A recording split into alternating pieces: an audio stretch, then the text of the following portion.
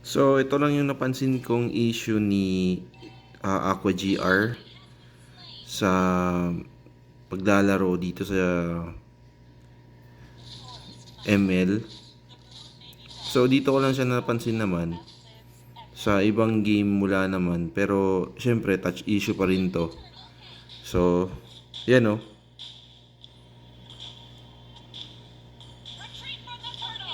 Yan o. Minsan, di mo matatap tong top part niya. Yung sa stats.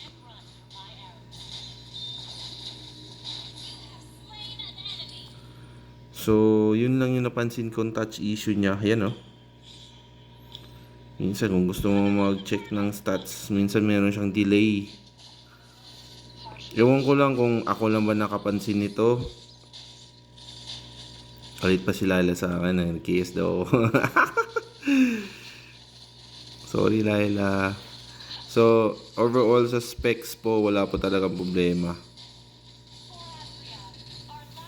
Ganda po talaga ng Aqua GR. Hindi umiinit. Number 1. Yan po. So, yun lang po talaga yung concern ko.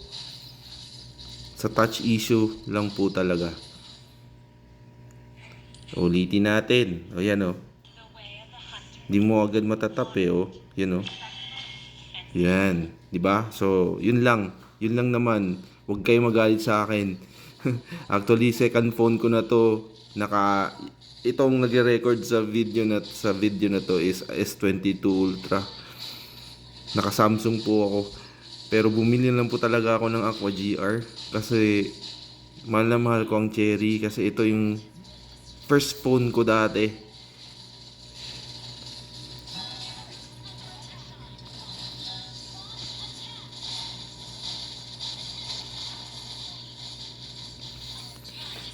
So, yun lang.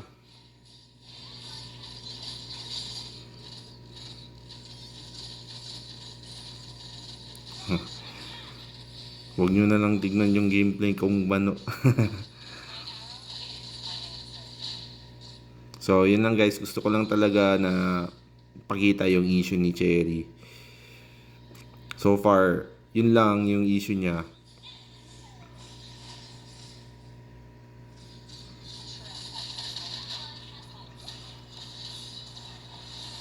So, hanggang dito lang yung video guys. Salamat.